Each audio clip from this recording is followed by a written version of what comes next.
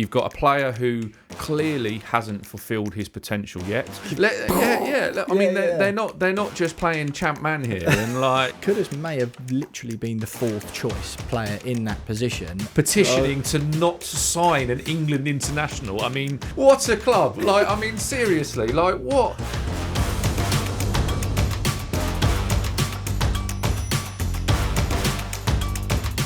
Hello and welcome to Transfers Exposed. I'm Will Pugh. That over there is Dean Scoggins, the Sun's Deputy Head of Sport. And this is your exclusive press pass to the hottest transfers of the summer, straight from Dino, the Sun Sport newsroom and the sports desk, and all of our roving reporters on the road. We're with you every Tuesday and Thursday on the Sun Sport YouTube channel until the window slams shut on September the 1st. Dino, huge story today involving our clubs, West Ham and Tottenham. We spoke about it on Tuesday's show. Mohammed Kudus, West Ham and Tottenham have agreed a £55 million deal, and we've got a couple of other big transfers to cover. Noni Madueke to Arsenal, Ademola Lookman potentially with a move to the Emirates on the cards as well. Jadon Sancho looks like the first of the United wannabe outcasts to move on, with Juventus interested. Plus we'll have three to look out for this week involving some very, very big names and teams from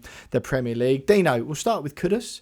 You and I spoke about this on Tuesday. West Ham had rejected at that stage Tottenham's £50 million deal, including some ridiculous clauses relating to Tottenham winning the Premier League or the Champions League, like add-ons. It was the payment terms were over 4 years. West Ham were like, no thank you, come back and be sensible and we'll talk. Apparently they have come back and been a little bit more sensible. £55 million deal being agreed. We understand West Ham man, Sun Sports West Ham man Jack Rosser tells me this morning the payment terms are over 3 years rather than 4, and they've removed those silly clauses relating to Tottenham winning the Premier League and the Champions League. They must have been listening to our sarcasm on that the other day. Yeah. Exactly. Yeah, we've had a good week, haven't we? Sun Sport's been right at the front of all those transfers, and well done to Tom and Jack on that, breaking that first the other day, and then following this up with the next step in the deal. So as you say, £55 million. He's 24. We've called him in the paper the Ghanaian forward, but I think we're going to probably see him off that right-hand side for Tottenham. And as you say, they've got to the point where it's a much more sensible deal. Look, I think quite a few West Ham fans, you'll be able to tell me more about that, I'm sure, will not be very happy that it's still only £55 million. It is Tottenham Hotspur that he's going to, and also it is being paid over 3 years. So it's not a big lump up front. And although you've got it on the balance sheet, it's not money in the bank up front for Potter to go and then spend straight away. Well, I mean, so first of all, just on the nuts and bolts of the deal, 6-year deal, Kudus expected to sign. He was earning around £140,000 a week at West Ham. He was one of the highest earners. The deal that brought him from West Ham to Ajax, £38 million being reported. I think that was like the base level. From Ajax to West Ham. That's it, from Ajax to West Ham. Thanks for correcting me. They would have gone up to around, I think the deal at the time was around like 45 million up to. Certainly on his performance last season, I don't think he would have hit many of those add-ons. So around the £40 million mark, it represents around a £15 million-ish profit for West Ham. The reaction is totally mixed between West Ham fans. But just first of all, before we go into that, the rivalry aspect of it, right? This is the first player West Ham has sold to Tottenham since Scott Parker in 2011. The relations, shall we say, between the hierarchies at the respective clubs, obviously our fans like to think there's a bit of animosity and that the rivalry spreads right to the top. Most of the time, it doesn't really, does it? And it's a bit more of a business transaction. However, in this instance, there is a little bit of, neither side, I think, are overly desperate to do business with each other. But I think particularly on the West Ham side, they've put that to one side to do the deal. Kudus clearly wanted to go. What do you sort of make of that rivalry thing? I think I'm not going to get drawn into your banter on the West Ham v Tottenham rivalry, but I just I think that you're absolutely spot on the boardrooms. to them, it is business transactions. And although I would imagine, and I'd love Mr. Levy or one of his henchmen to phone me up and tell me I'm wrong, but I would imagine that when Thomas Frank and the scouting network have said this is the guy that they want, that probably at the top of Tottenham, they weren't that delighted. It was almost like, ooh, we've got to go and do a deal with West Ham. But they've done it. So fair play. You park all that, put it to one side. You've got a player who clearly hasn't fulfilled his potential yet. You've got a club that needs money in because they want to spend, and they've probably got two of their most talented players in the same position, in their favoured same position in Bowen and Kudus. And you've got a new manager at Spurs who wants to bring out the best. So, I mean, I'd like to think it's a pretty good deal for all parties. Well, that's exactly it. So, spoke to Jack this morning, Jack Rosser, the West Ham man. He's across everything Hammers, as we know, and he has been for a long, long time on Sunsport. The feeling out of West Ham at the moment is, although there's the reaction among fans, is mixed, but the feeling from West Ham hierarchy level is that this is a very good deal. He did have an £85 million release clause in his contract, but after just 5 goals and 4 assists in all competitions last season, then in 35 appearances that was as well, for a man sort of heralded as the next big thing, the next best thing, I am of the same opinion. There is a sense that 55 million quid to turn a small profit after numbers like that last season is a very good deal. I would say it's more than a small profit as well. Honestly, I would say that's a healthy profit because with the amortisation of the contracts, with the fact I know that you talk about his release clause and being that up north of 80 million, but that only comes into play in a few scenarios. One, he's been the player of the year, scored all the goals, won a trophy, Ezra style, or then he's they're in Europe and then one of the giants comes in for him. That's the only time when a release clause really comes into play. And, let's Declan Rice, for example. Totally. The real big one comes in, European trophy, they're in Europe, and yes, we're going to take your best player out. That's when the real top dollar comes in. So I think he's going to be one of the most intriguing transfers at the start of the season because I mentioned it before, but, you've got a manager in Thomas Frank who has a real reputation for getting the best out of upcoming forwards, Ivan Toney, Ollie Watkins and Burmo Wissa. So 24, 24 years old, the right age. Probably, Tottenham will be thinking that they've seen from him a player that goes past 3 or 4 players with ease, and nobody in a Tottenham shirt last year did that. And I actually was talking about it earlier, and the only person who did that was Destiny Udogie, and he's the left back. So they're going to buy somebody who can beat players in a better area of the field. So you'll like this stat then, mate. Well, first of all, just worth noting on the just last bit on the West Ham Tottenham doing business together. West Ham's appetite to do business with Tottenham is about as big or small as Tottenham's would be to do business with West Ham. West Ham did also offer Kudus to Chelsea. Obviously, they've not been shy of spending a few quid this summer either. He was offered to Chelsea. There was no interest there. I mean, Chelsea have got plenty of players. Yeah, they've got plenty of players there. But talk about the dribbles and being able to take a ball past a player. Last season, Kudus attempted 195 dribbles. 47% of those were successful, which is more than Eberechi Eze, Kara Matoma, Dejan Kulusevski and Brian Mbeumo. I've put in here on my notes in big fat capital letters, he didn't do anything with it though. Yes. He dribbles it past players and the amount of dead ends he'd run into, awful decision making at the end. I think that encapsulates it exactly. I think that stat nails exactly what we've just said. And it's a big if, but it's a £55 million if. That Thomas Frank can get him in an area of the field in a tactical position where he isolates against a fullback. He's going to cause big problems for defences. I think the problem for West Ham a lot in last year especially is that he was beating players on the halfway line, therefore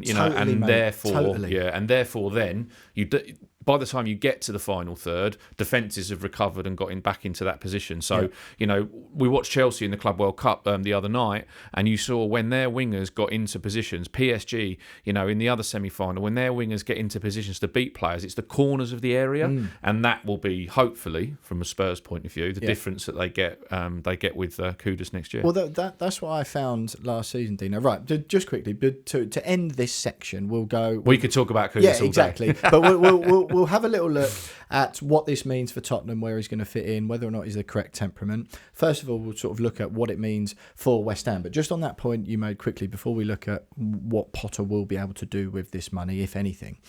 What it does, what I found last season watching Kudus, you have hit the nail on the head there with all of those, 47% successful dribbles out of 195, that's a lot. The amount of times he'd pick up the ball deep, he'd have 3 players around him, manage to spring out of that trap, thus taking 3 opposition players out of the game. You think, brilliant, what an advantage we've got here. And then he would squander it because he'd break out the difficult tight space, drive up the pitch, into that dangerous position where you're almost in the amount of times he'd have the ball and West Ham would be 3-on-3, 2-on-3, like in a fairly dominant position, and you go, right, whip it out wide to drag then the next layer of defenders out of play, and then then it's on. Yeah, that's the bit where he'd let himself down all the time because he'd want to keep going, and then you just run. Sometimes players carry the ball into trouble themselves. Absolutely right. The defenders have to do nothing. Yeah, and then it was so frustrating. But we'll talk about how he fits into Spurs and all of that stuff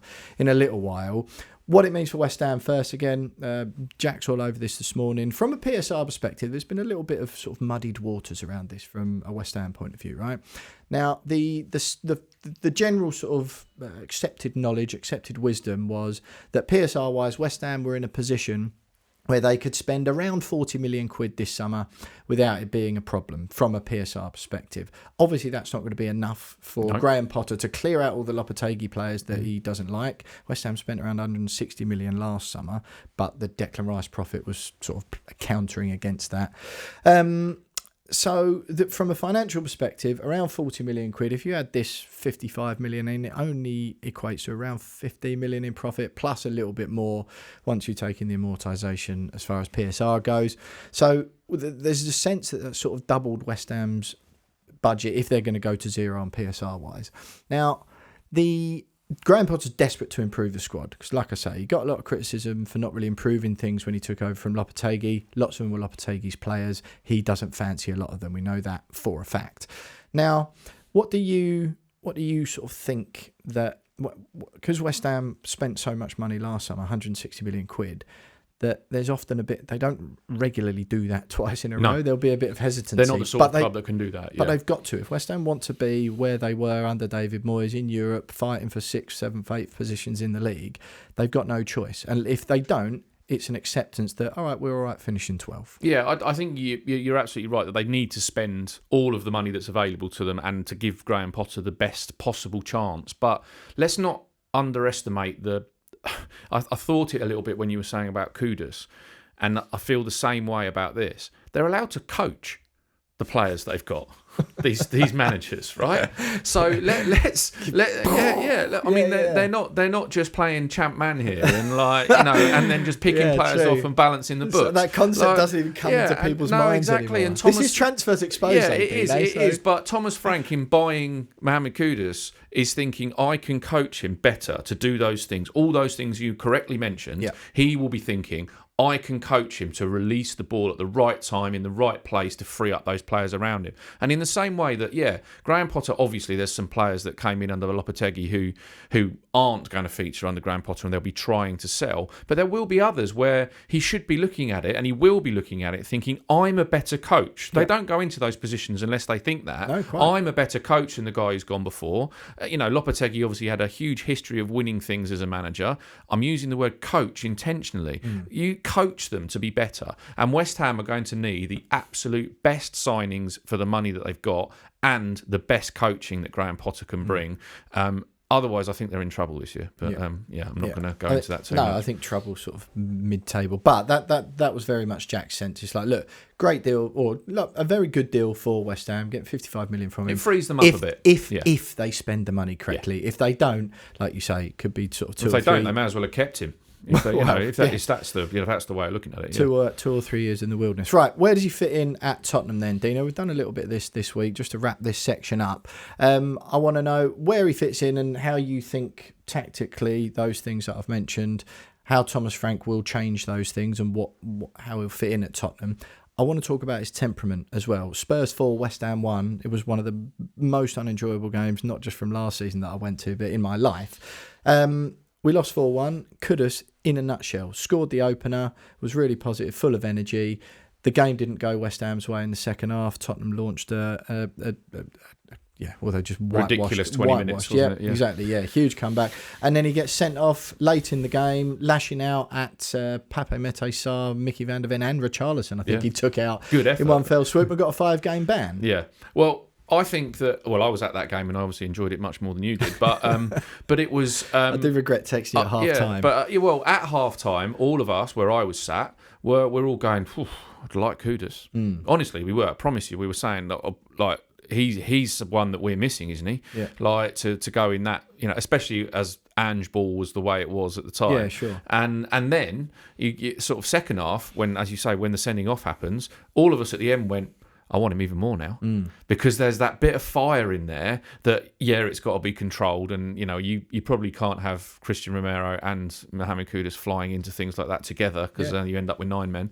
But I like it. To answer your question about where he plays, I think he plays on the right. Right. I think bye Brennan. No, I actually think Brennan will play on the left. Right. I think that he likes the forwards to come and cut inside and the fullbacks to go up the outside. It'll be beneficial for Solanke up front. There's a couple of young players there as well who are in Matisse Tell and Wilson Odobert, who will be the sort of backup flyers in those positions, I think. So they're not paying. Tottenham will not be paying that money for him to come in as a backup. Sure. And given that everything we talked about with Brian and Burmo, most likely to be going to Manchester United for 60 to 65 million pounds as they edge glacial style towards a deal there, United. Yeah. In fact, I think probably what we're talking about here is that Spurs have been in for Mbeumo, no secret about that. Yeah. He's chosen Manchester United, and Spurs have moved pretty quickly after that for another target in a similar position. Well, is there anything that they obviously wanted Mbeumo, and Semenyo's just signed a new deal at Bournemouth as well? Very much a sense. I know you're excited, but some of the other Tottenham fans I've been speaking to, very much a sense that it's quite obvious, particularly with Eze as well, that Kudus may have literally been the 4th choice player in that position, and that there's a lot of Tottenham fans going, come on, like, this is supposed to be a new era, and they wanted Eze, basically. I don't think that Eze is done yet. I think a lot depends on what Arsenal do and how Arsenal convince Eze he can fit into their side. If Tottenham can do the Eze deal for 60 to 68 million pounds at the end of the window, then they'll do it. I think. I don't think that one's dead in the water at all. As far as him being 4th choice, Kudus, I don't think he was 4th choice. I think he was 2nd choice on the right. Right. So if Mbeumo makes that decision, then as I said before, a guy who's chosen Manchester United over Champions League football, you move on. Yep. And then and they've done the deal pretty quickly. Fair play. Well, look, split reaction among West Ham fans as well. Some still can't get over the fact that we're selling one of our on paper. Mohammed Kudus. Mohammed Kudus. Yeah, very good indeed. Dino, you mentioned Arsenal there. Talk to me, will you please, about Noni Madueke? Yeah, we talked about this one the other day, and we've now taken that on a stage as well. So Jordan Davis been working on this as our Arsenal correspondent, and Martin Blackburn as well has been part of it, and Andy Dillon obviously with Chelsea in the States at the moment. And now it's that they've actually made an official approach. So the story we ran the other day, which came under the headline of Mad World, was Chelsea buying Jamie Gittins and then considering that Noni Madueke may go. So again, he's going to divide opinion, I think it's fair to say. But sign Jamie Gittins, England starter Noni Madueke out the door. But Chelsea will want around about £50 million for him. 23 years old. He signed in January 23 from PSV for 35 million. So we're talking similar sort of rates and profits from contracts. It doesn't sound like he particularly wants to leave. But given how much he's played, the signings that Chelsea have made in wide areas. In a World Cup year. Now, I keep saying this time and time again. If these players have got ambitions of playing in the World Cup, Thomas Tuchel has said you've got to be playing. So the next thing that Arsenal fans are going to throw is, well, what about Bukayo Saka? He's going to be second fiddle to Saka at England and at Arsenal in this sense. But surely, if Arsenal are doing this, there must be a belief that he can replace Martinelli on the left. That's exactly what I think. And I also know that the agent has told a few people that he's absolutely happy playing on the left-hand side. Right. You know, as long as he's playing, Yep. he's happy to play on the left-hand side. And let's be honest, if England are lacking in any position, it's the left of that, those left-hand side positions, the left back and the left wing. Yep. You know, we talked about how they're trying to squeeze in Foden and Bellingham and Palmer and all that. They're all central or centre-right. Yep. You know, Bukayo Saka's the right winger. As long as he's fit, he plays on the right. So if he wants to get in, you know, he might have a better chance of playing Champions League football and for England by playing on the left-hand side. So, look, he's also versatile, which is something that Arsenal really lacked last year. Because if Saka's out, what a replacement. Yeah. Absolutely. And look, there's this ridiculous petition that's going around this morning from a group of Arsenal fans petitioning to not sign an England international. I mean... stop myself saying what I really think. Go on. What a club! Like, I mean, seriously, like what? You know, he's a young England international. It's not like they're paying 150 million for someone who's not got international caps. You're talking 50 million pounds. Yep. You're backing Mikel Arteta, right? If Mikel Arteta thinks that this lad is going to make them better, 50 million for a club like Arsenal shouldn't be a ridiculous amount of money. Yeah. You know, they paid 105 million for Declan Rice, worth every penny, by the way. But you cannot be telling me that fans are petitioning against a £50 million signing. You know, that is just ludicrous. Give the boy a chance. Particularly when when you've just come short in a Premier League title race again, and one of the objectively obvious areas of improvement in your team is Gabriel Martinelli in the left wing position. And before the producer starts screaming down the Arsenal fans start screaming down the microphone at us, we should say that he quite rightly said, let's make sure we differentiate between match going and, you know, heavy supporting Arsenal fans and Twitter fans who go and do petitions for things like this. YouTube comments digging out Dean Scoggins Arsenal fans. There's lots of those as well. Yeah, but look, we should divide between those two things. But look, I don't think it's a transformational signing like it would be if they sign Nico Williams or, you know, the striker that we're talking about, whether that's Gyökeres or Sesko. This signing, if it happens, and it's sort of edging towards a point where if Chelsea accept, then it's down to the player to decide whether he wants to fight for his place at Chelsea or go. I don't think it's going to propel them to the title or the Champions League title. However, what it will do was improve them on the left, because as you say, Martinelli is the one that all those fans have got on the back of, but also it gives them more options in those attacking positions. Like if Odegaard got injured for sections of the season, you could move a player like Havertz into an Odegaard position and play Madueke somewhere else. Saka needs a rest. You can play Madueke on the right. So, you know, you start your flying starting team. You probably play Madueke on the left, Saka on the right, and then you've got your new striker up front with Odegaard and Rice behind. Looks pretty strong to me. It does. You know? But and you say about I'm not sure it's going to propel them to the title. I don't know, because I just think the amount of times, and I support Arsenal, but watching them week in, week out last season, the amount of times you see Gabriel Martinelli in a position of like maximum danger, XG stats must have been through the roof, and then he blasts it at a goalie or just drags it wide of the near post, trying to do something a bit clever. And I want to remind fans about the England games as well, where we came away analysing the England games and against Andorra and Senegal, and the only positive that I could bring of the first game was this guy. Of course. You know, and he's got a bit about him, I think. And you only need to, those Martinelli chances I was talking about, it's fine margins, especially at the level Arsenal are performing at. You only need an extra 15-20% of those opportunities that Martinelli squandered to go in or to be converted into goals or assists. Yeah. And you've got an extra couple of points on the tally, and it makes a big 3 difference. points behind Liverpool.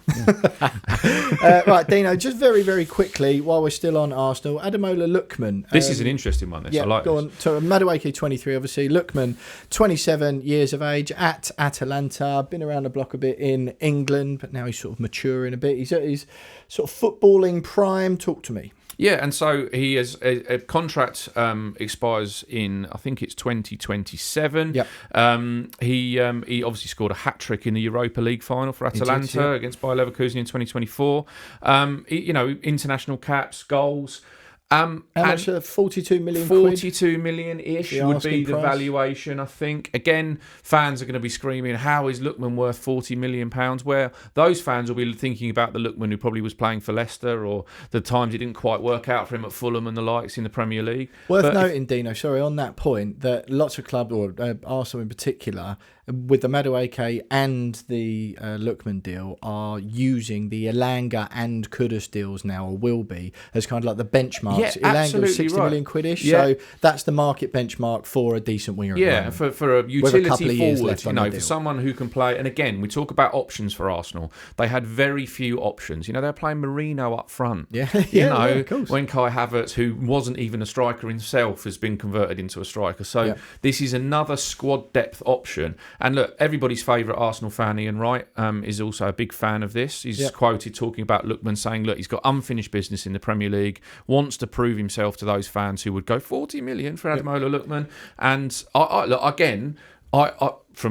with my Tottenham hat back on again, I hope they don't sign him, because I think that one of the things that cost Arsenal winning stuff last year was they got to that 70-minute mark and the option was to bring on Zinchenko.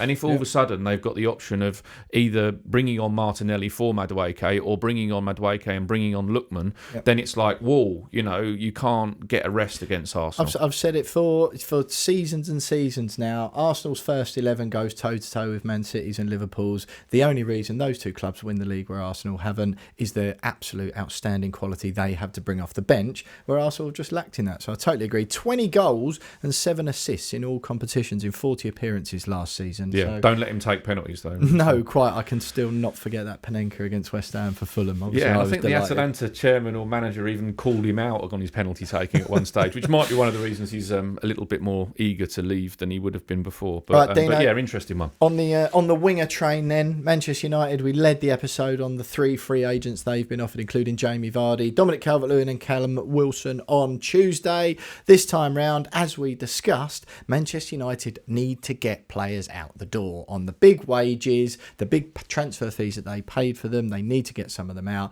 Jadon Sancho is looking like he could be the first one to go, with Anthony following close behind. Talk to me a little bit about Sancho, where he might be off to. Yeah, I mean, it's a bit like I said the other week, it's almost like a boot sale at Man United, and it's sort of like walking down the high street. With, I'll give you. I got £4.86 here. I've got £20 million in change. You get 2 of them for that. Sancho is the one that makes me feel very sad. Like, you watched him as a kid, and the shock that people had when he went from Manchester Just to clarify, City. You mean when he was a kid? There's no way you were watching him when you were a kid. No, when he was a kid, yeah. I had a few less grey hairs. That's all I can say. But no, and you thought when he went from Manchester City to Germany, and then and then he comes back, you think, oh, there's such a player in there.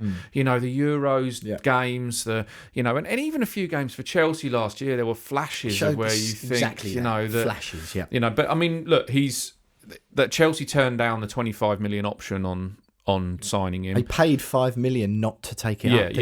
And that probably shows you where the valuation is at. Yeah. He would much rather go to Italy and Juventus than go to Turkey. So Martin Blackburn's covered this story for us. He hasn't played for Man United for 2 years since that fallout with Eric Ten Hag. Yeah, of course, yeah. So look, I think Man United will be lucky to get near £20 million for him, to be quite frank. And that's the problem, right? They want 25 million quid, which is sort of fine. You go, fair enough. He's only got a year left on his deal. That part of it doesn't sound too bad. Like you say, clearly a player in there. 3 goals, 5 assists in all competitions last season, but 135 grand a week wage demands, particularly 7 million a year. So as soon as you're talking those sums, you think, well, we're going to save 7 million by just getting his wages off the book. So if we can add 10 or 15 million to the kitty by him going, and also it solves a problem for the manager, doesn't it? But Juve, what's the only chance that they've got of actually paying any sort of transfer fee? Yeah, I think Juve have probably got to offload a couple of players, and Dusan Vlahovic is one who Premier League teams have looked at a lot. So there's a valuation on him, and but again, Sancho's not a replacement for Vlahovic; it's a different position. But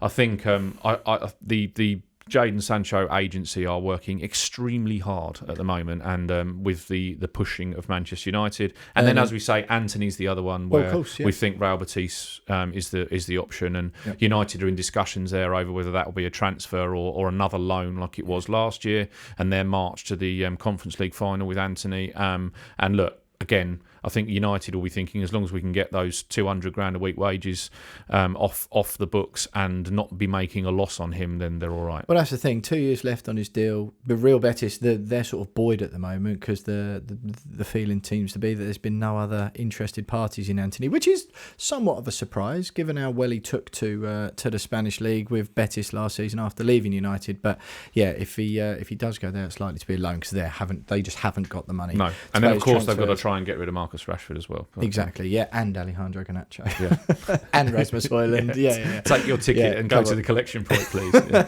Right, Dino, we'll run through the 3 deals to watch out for this week. Obviously, all of these are covered in Football Confidential in every day of the Sun newspaper, in the back pages over the transfer window. Just talk to me first, Dino, very quickly about Jordan Henderson. We'll do one each. Yeah, don't forget the transfer blog as well, which is online. So yeah. Some football website. And you can follow Jordan Henderson, 35 now, Jordan Henderson. He looks good for it, doesn't he? He does look good. Look, I'm 33. Yeah. What do you think?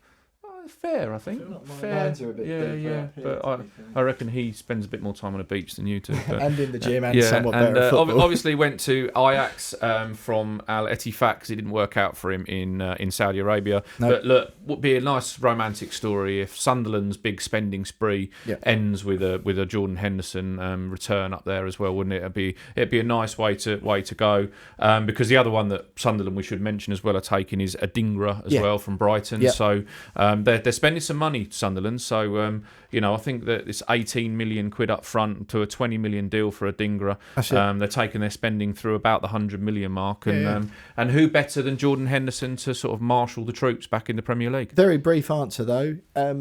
Is obviously he's definitely almost certainly going to come back to England in order to try and force his way into one more World Cup squad next summer. Is moving to Sunderland a good idea from that front? Yes. I know they're spending. Fair to say they're probably still going to struggle. Would that be enough? Yes. Playing in the bottom half of the Prem? He'll play every game. Or as the vast majority of games in midfield, and that'll be enough for Thomas Tuchel to take his assistant coach Jordan Henderson to the World Cup with him. Yeah, quite. James McAtee, Dino, Atalanta, who we were just talking about, with Ademola Lookman, of course, looking at the England under-21 captain. But Manchester City, noises coming out of the City camp this morning, rubbishing reports that he was available for just £20 million. That would seem an enormous bargain for a young man showing so much promise, although 22, perhaps a little bit older than people may think. But yeah, I mean, you feel that there's a move away from City. I said before the Club World Cup that I thought that it was fairly obvious that he wasn't part of Man City's first team plans, because otherwise he would have gone to the Club World Cup instead of the England Under-21 Championships, a bit sort of Liam Delap style. Yeah, of course. But yeah, 20 million's too cheap, but Atalanta sell Ademola Lookman for big money and they've got a bit more to spend, so I don't mind. Man City aren't going to sell on the cheap, they don't need to, but also they have got a lot of players all of a sudden in those positions. So cut to 4 years later, Man City signing McAtee back for £95 million after he smashes it. Last one for me. Yeah, and it's I struggle with the pronunciation of his name, but I'm just going Geordie Petrovic. So Bournemouth making a move to sign the 25-year-old keeper. He was on loan at Strasbourg last season under Liam Senior. So player of the year, I think. Yeah, and in the Chelsea stable, obviously. But again, be another one that Chelsea won't let go on the cheap. I mean, I think they were even talking 15-20 million pounds for one of their vast array of goalkeepers. But again, it'll be money through the door for Chelsea if that happens. Decent move for Bournemouth as well. Kepa at Arsenal now. Yeah, I think so. Bournemouth have got a lot of work to do, by the way. Got a lot of work to do. Yeah, you're having them go down, aren't you? Not quite yet. Not quite yet. But you and Brentford. Well, Semenya was the one that was the tipping point. Great bit of business. So they've done a bit of work there, definitely. Absolutely. Absolutely. Right, that's it. Thank you for tuning in to this episode of Transfers Exposed. I'm Will Pugh. This is Dean Scoggins, the Sun's Deputy Head of Sport. We're with you every Tuesday and Thursday for the entirety of the transfer window until it slams shut on September the 1st. Do make sure you are subscribed to the Sunsport YouTube channel. Like this video, get involved in the comments. West Ham, Tottenham, Man United, Chelsea, Arsenal fans. Let us know what you think of all the deals we discussed, and if there's anything that you want us to cover on next Tuesday's show, as it will be now. Make sure you are there and watching. And thanks very much to all of you who watched the record-breaking Victor Gyökeres clip that we put out on YouTube last week. Keep watching. Thanks very much for listening. We'll see you on Tuesday.